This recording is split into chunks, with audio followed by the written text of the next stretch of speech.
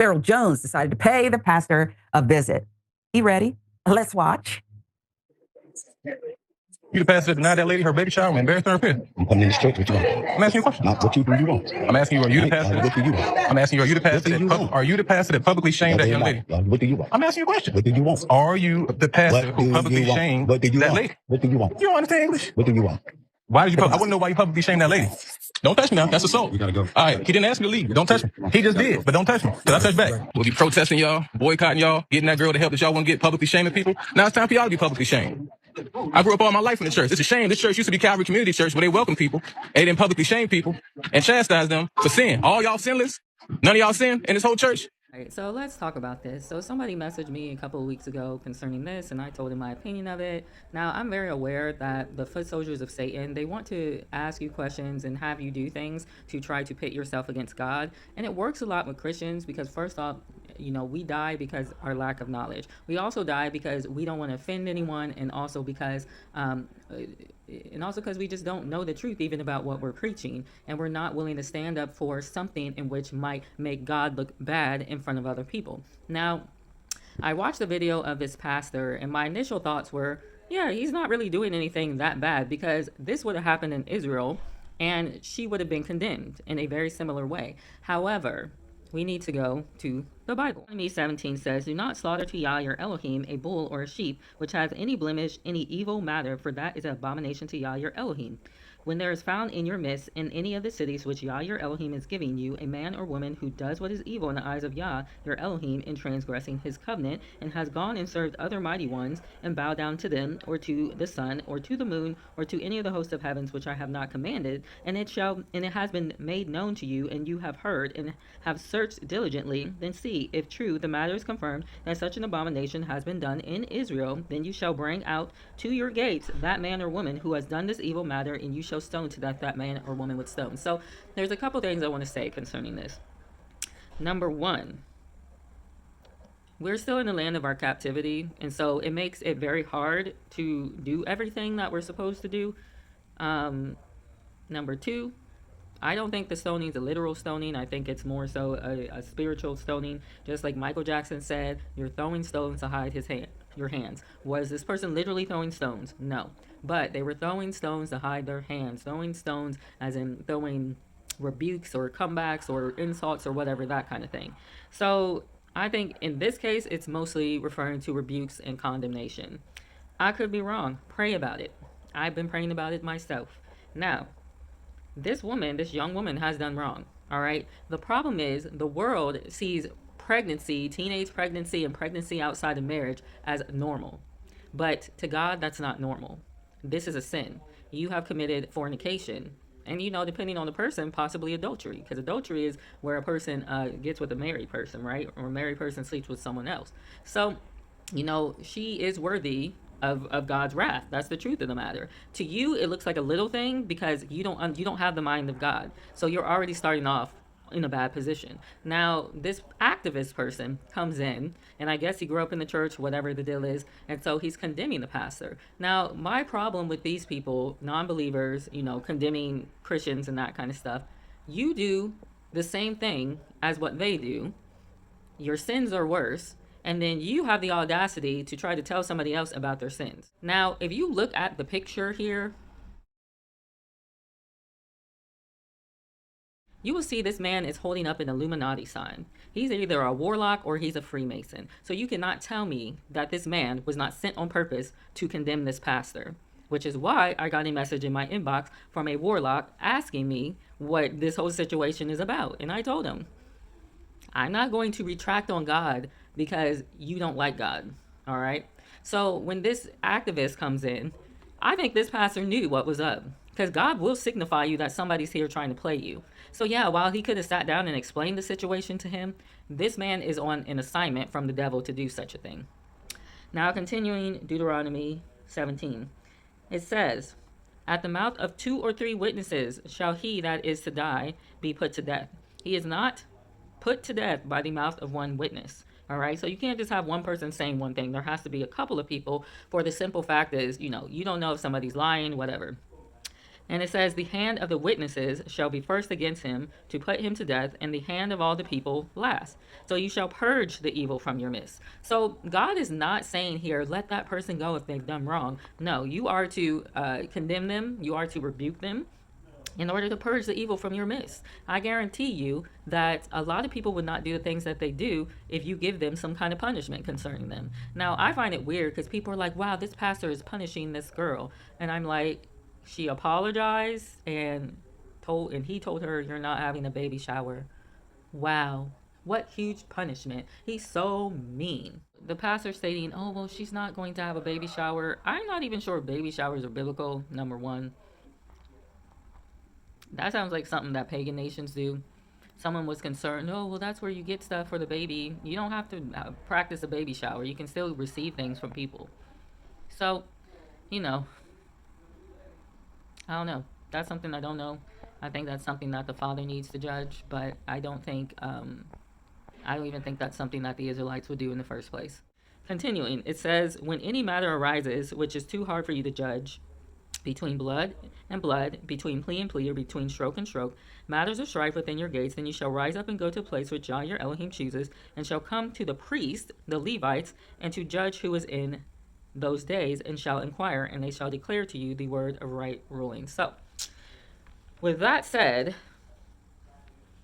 I don't necessarily think that the pastor was so off, but then again, I also think, well, where is the man at in this situation? John 8, and it says, Yeshua went to the Mount of Olives, and at dawn he came again into the set-apart place, and all the people were coming to him. And having sat down, he was teaching them. And the scribes and Pharisees brought to him a woman caught in adultery. So this is what this reminds me of, all right? It says, and having set her in the midst, they said to him, Teacher, this woman was caught in the act of adultery. And the Torah Moshe commanded us that she should be stoned. What then do you say? And this they said, trying him, so that they might accuse him. But Yeshua, bending down, wrote on the ground with a finger, as though he did not hear. But as they kept on questioning him, he straightened up and said to them, He who is without sin among you, let him be the first to throw a stone at her. So, this is when the Messiah comes. However, this activist that came to this person, this pastor, number one, he's a warlock. He's not the Messiah. Yet he's standing in here as if he is the Messiah. Number two, he's a warlock. He's not without sin. He has no right. So continuing, it says, and bending down again, he wrote on the ground, and when they heard it, being reproved by their conscience, went out one by one, beginning from the older ones until the last. Yeshua was left alone, and the woman was standing in the middle. And Yeshua, straightening up, seeing no one but the woman, said to her, Woman, where are those accusers of yours? Did no one condemn you? And she said, No one, Master. And Yeshua said to her, Neither do I condemn you. Go and sin no more. So, important things we want to understand here. Are we in the day of mercy, or are we in the day of judgment? When the Messiah stated this, it was not the time of judgment. It was the time of mercy. However, currently, we are in the last days. We are in the day of judgment. Why does that make a difference? Because judgment comes first for people who do wrong. Then, when God has dealt all his punishment, then he appoints the time of mercy for you to come up out of your sin, repent, and inherit the kingdom of heaven. This is not the time for this. She needs to be judged by God and by whoever else in which he sends to do that. Now, with that said, do I think this pastor did the right thing? Well, was the man in this story brought forth, the man that did adultery with the woman? No. And neither was the man who got this woman pregnant. Therefore, you're not right in that. You need to bring all the parties. And, she confessed it, so, I don't know if you necessarily need 2 or 3 witnesses, but I would say what counts is the man and the woman confessing it. So, you have that. Now, people are talking about, well, he shouldn't and did this in front, of all these people. But during the day of judgment, God's not playing. Let's go to Matthew 18:15. It says, And if your brother sins against you, go and convict him between you and him alone. If he hears you, you have gained your brother. But if he does not hear, take with you 1 or 2 more, that by the mouth of 2 or 3 witnesses every word might be established. So this is why it says in Deuteronomy 17, bring 2 or 3 witnesses. Now, this isn't the same as these people over here in America that would just lie and be like, yeah, I saw that, even though they didn't see that. The Father was whooping these people's butts, okay? Many of them would have been honest for fear of God. So it says, and if he refuses to hear them, say it to the assembly. And if he refuses even to hear the assembly, let him be to you like the nations and a tax collector. Truly, I say to you, whatever you bind on earth shall be having bound in heaven, and whatever you loosen on earth shall having loosened in heaven. Okay? So this is the thing. And if he refuses to hear, say it to the assembly. I don't know if this young lady was warned of her fornication, whatever. I mean, I don't even think people would have known, but she could have told people. People could have warned her. And, the thing is, if you are warned and you don't abide, then you will be exposed by God Himself. He will use people to expose you. And so people don't seem to understand that part about God. Jeremiah 13, starting at verse 25.